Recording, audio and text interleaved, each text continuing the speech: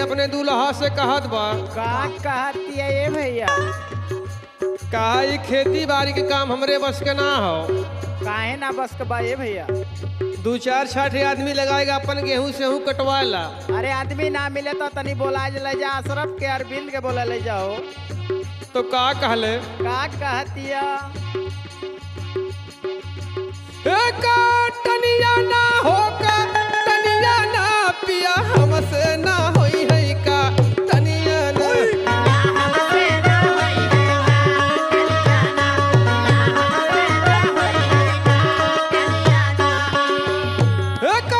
टनिया ना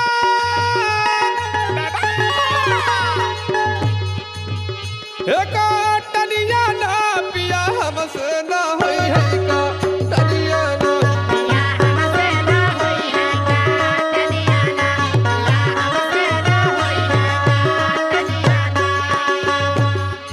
काला सुना सुनावा। हे माई बाबू कई रहली दुलारी हो रहली दुलारी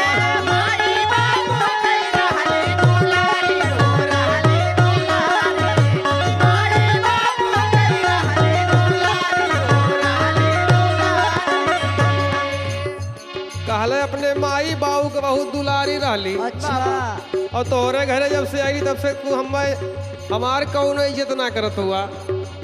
कबहू हिंगिया में डलली ना पनिया ना पिया हमसे ना होई है का टनिया ना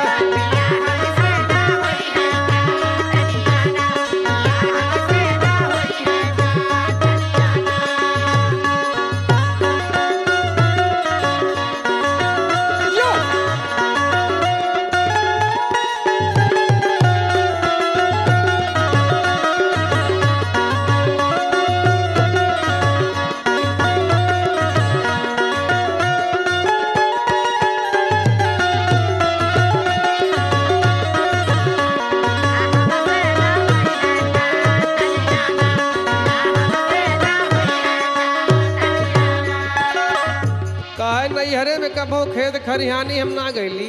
ओहो। हे नैहर में कैली ना खेती की सनिया हो खेती की सनिया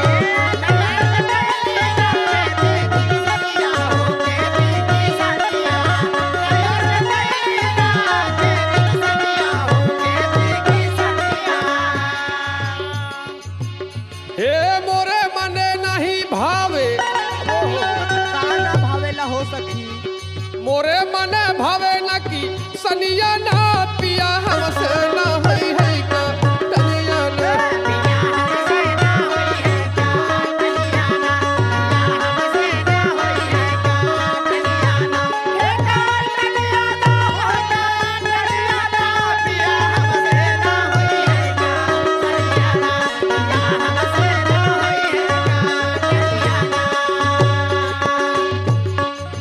और का कहले का कहले भैया?